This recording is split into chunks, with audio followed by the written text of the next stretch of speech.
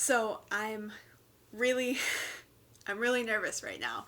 I'm going to be a lot more candid today than I am usually on videos. Probably a little more candid than I actually planned on ever being on this channel. But I think that this video is really important to make. I've been receiving comments lately here and on Tumblr of people saying like, oh, I wish I had DID, you know, I'd never be lonely if I had DID.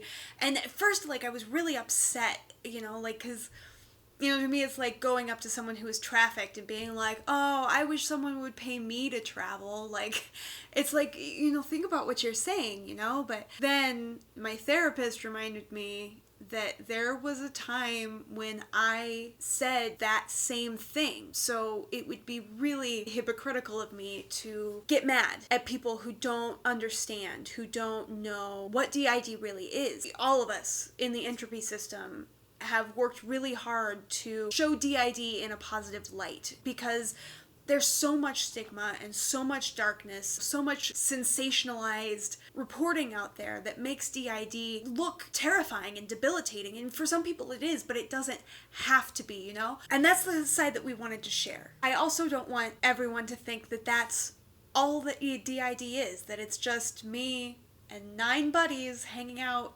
in my head, chilling on the beach or whatever. It's so much more than that. And so I wanted to tell my story to help give people a fuller image of what DID is, the good, the bad, the ugly, all of it. So I'm going to open up to you guys, and I'm fully aware that this could be completely dissected and, misquoted, and people could try to discredit me in the comments. Like, I'm bracing for that.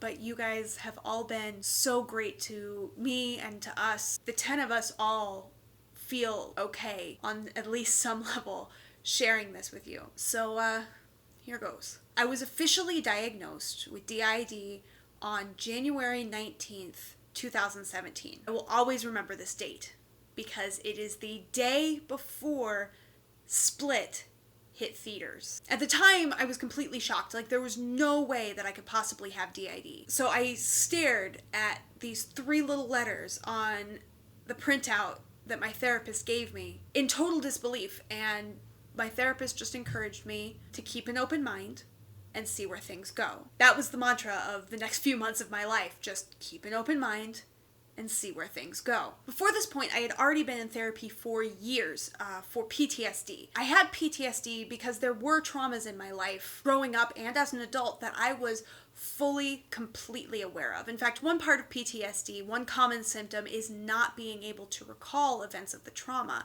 And every therapist and every doctor that I saw, I always told them that that was the one symptom that didn't apply to me, that I remembered every excruciating detail of what happened. I sincerely thought that I remembered everything. But after a while, my PTSD symptoms started to get really weird. I remember one day I was taking an evening class and I walked across the street towards the building, and this truck barreled down the street and slammed on its brakes, and it was a safe distance away. Like, it startled me, but the truck stopped like 6 to 8 feet away. I wasn't in any danger. But as I sat in the classroom taking notes, part of my brain believed that I had gotten hit by the truck.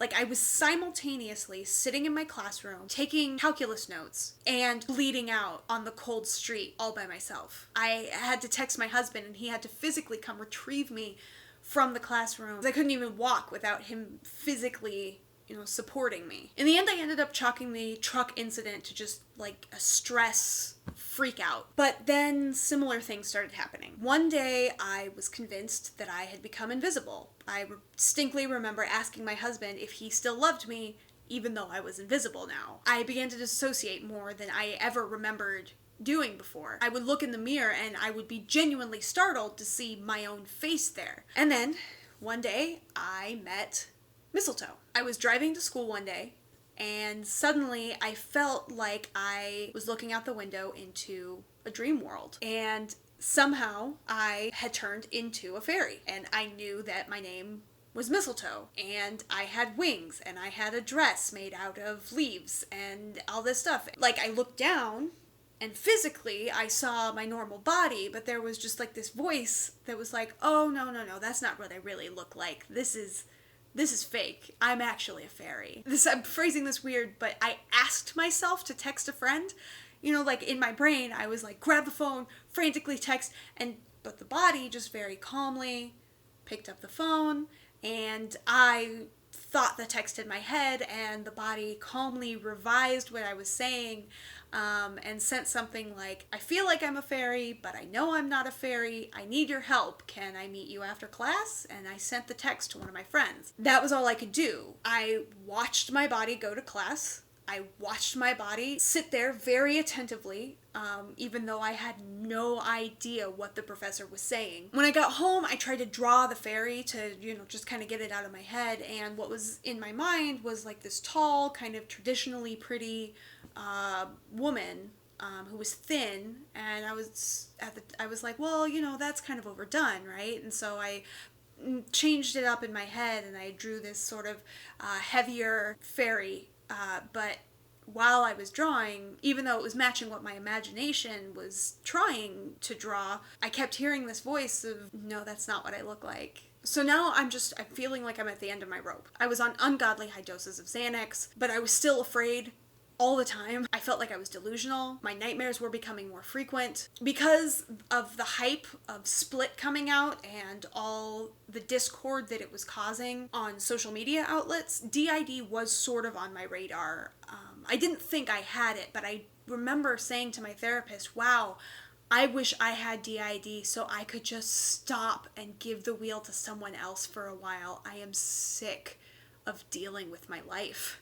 I wasn't serious about wanting DID, obviously, and my therapist was very quick to let me know how insensitive a comment like that really was. Reminded me that DID is not a solution to anyone's problems. So I dropped it and I didn't bring it up again. But by this time, my symptoms felt so bizarre. Everything was still building. I felt like I had to have something else. So I decided to get tested for everything. I found a psychologist. And I was like, listen, I want a full psychological examination. And so she handed me this giant stack of booklets, and I was filling out bubbles for hours.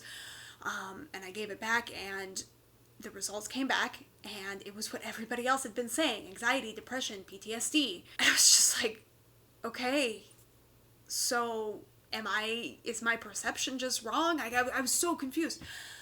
And my therapist asked if that psychologist had tested me for dissociative disorders. And I said no. And so she handed me another bubble sheet to fill out, and I filled it out, and when it came back, it said PTSD and DID.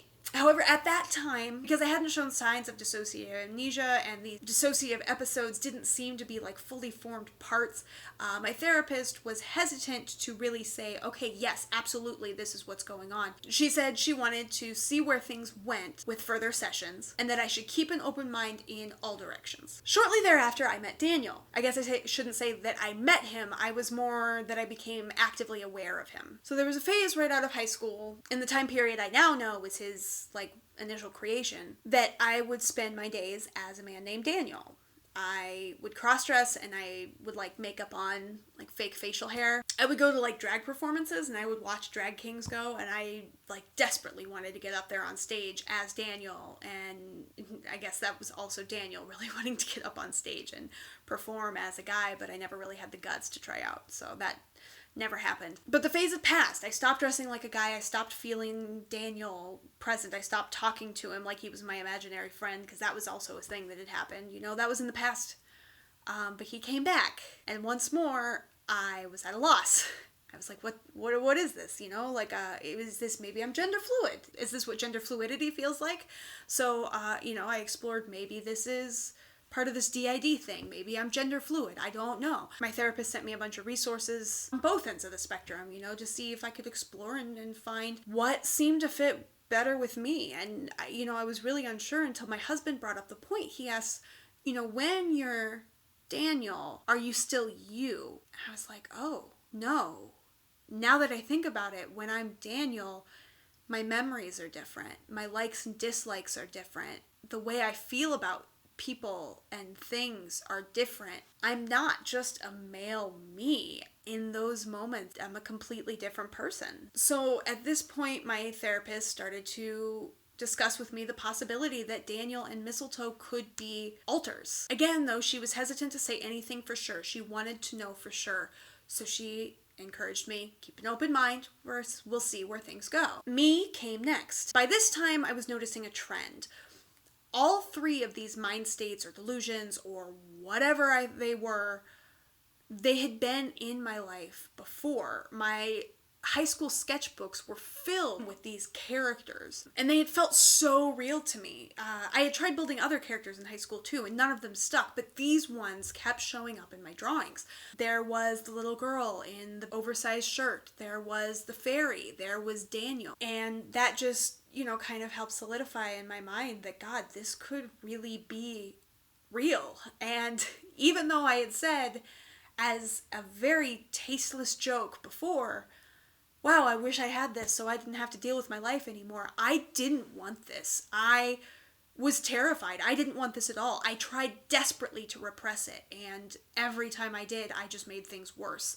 And it was different with each one of them. When I felt Daniel coming forward, I would repress it, and I would feel sick to my stomach, like I would want to vomit. Mistletoe would come forward, and I would try to repress it and my back would hurt. Like specifically where you would imagine wings attaching. I felt really sore, like if I had wings, someone was pulling them really hard. When Me would try to come up and I would try to repress her, just my whole head felt like it was about to explode. I would just have a headache that was incurable. There was nothing any painkiller or tea or hot bath or whatever could fix. But still, we weren't sure what they were until finally I had my first repressed memory surface in a therapy session. It was a rather intense therapy session, and I just cracked. And suddenly I was being shown this memory, and I knew it was me. I knew I was seeing things through my eyes, but at the same thing, it was like watching TV. I felt completely detached emotionally from what was happening, but my body was tense and shaking. And so it was this weird juxtaposition of being entirely wrapped up in believing that I was actually in that moment and just not being connected at all. But I watched this memory happen, and I was in tears relaying what I was seeing to my therapist. And she was using, all of her tools to help calm me down. And one of the things she said to me was that, this isn't your fault.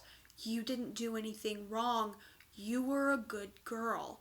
And that phrase, good girl, just sent lightning through my whole body, and I recoiled and I started shaking, and like you would have thought I was seizing, and I was like, don't say that phrase, don't say that phrase. That's when she, without a shadow of a doubt, knew that what I had was DID. But I still didn't want to believe it. I did not want to believe that memory. I didn't want to believe that something like that could happen to me. I didn't want to believe that something like that could be done by the person who I saw in my memory. And part of the memory, before anything traumatic happened, was me looking at a fridge and reading a Calvin and Hobbes comic that was pinned there with a magnet. Also in the memory, I was 4 years old, and that was my out. That was my thing. 4-year-olds couldn't read a comic. That wasn't real. And so that was my way of saying, oh, this is fake. This can't be real. This has to be some kind of false memory. This is just my imagination going too crazy. And so I texted my mom just to reassure myself that there was no way that this could happen. I was like, Mom, what age did I read? I was expecting her to say 6 or 7, and she messaged back that I was an early reader and that I was reading by 4. And I threw my phone across the room and I sobbed. So more parts continued to show themselves, and it all happened rather quickly. Apparently, according to Jonathan, who is the alter who's existed with me the longest, they had decided that at that point in my life, I was safe enough that they could show themselves to me. And I loved each of my new alters. I adored them. But every new face that I met meant I was that more broken. And every time that I felt that I had all the pieces together, someone else would come up and I would just be like, God. Also, I couldn't trust any of my memories. I didn't know who from my past hurt me. I didn't know who knew about things and who didn't. Like if anyone was lying to me or hiding things. I had no idea if I could trust anybody I had ever known. So I cut all the people out from my past. I cut them all out of my life because I didn't know what had really happened to me. And all I had were these memories that kept popping up, and each memory was from a different person. Like, it didn't seem real. How could so many people hurt one little girl?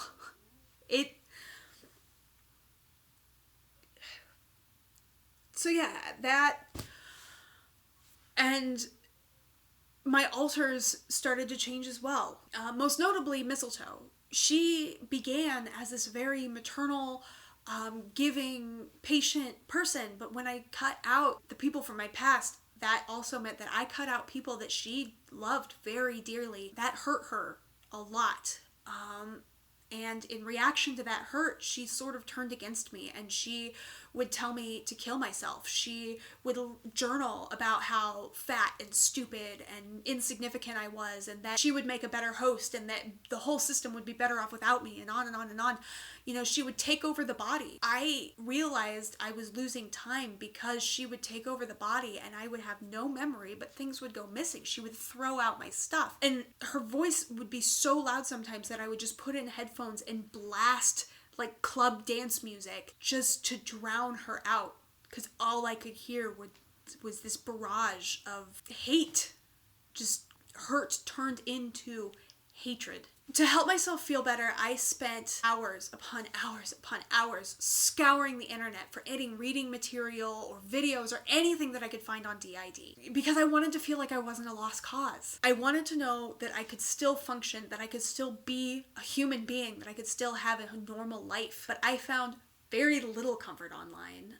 At the time when I YouTubed it, I found like Dr. Phil trying to force this woman to relay her trauma on a stage, you know, Oprah interview where a woman's personalities are talking and her daughter is sitting next to her on the couch crying. It portrayed as being a life-ruining disorder. Every arrow was pointing to, you're a monster, you'll never have a family, you're broken, you're dangerous, you're a freak. Like, there was no hope for me until I finally found the Labyrinth system. Here was a young woman with a simple vlog detailing her life with DID, and she seemed normal, like a person who you would meet in class or on the street, just like any friend that you might make in your day-to-day life. She had multiple identities, yeah, but she wasn't scary. She seemed okay, and for the first time since all this happened, I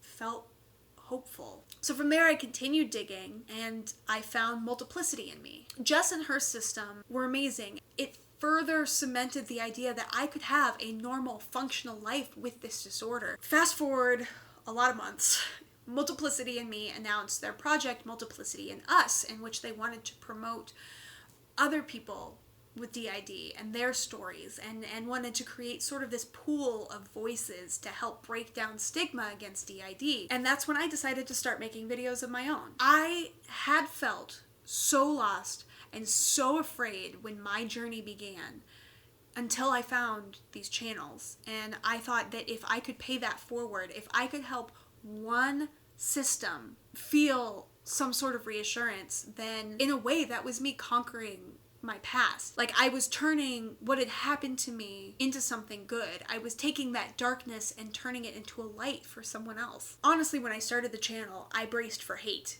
because I don't know if you've been around the internet, but YouTube comments are some of the worst comments on the internet. But to my surprise and amazement, all I received was just this overwhelming love and positivity and this sort of community that I saw forming. Even now, with almost 1,000 subscribers, I have received almost nothing but love from my viewers. And I thank you for that. All of us, thank you from the bottom of our hearts for helping us spread our story and spread the videos that we make to teach other systems, and to teach people who have never heard of DID, and teach people who have loved ones who have DID. Your likes and your comments and your views have put us on suggested watch lists. If you search for dissociative identity disorder, I think we're in the top 10 right now, and that's because of you guys. You guys have helped our journey kind of culminate into this point where we feel like we are making a difference. And so now, at this point, basically like a week away from my anniversary of diagnosis, I'm still learning to manage my disorder.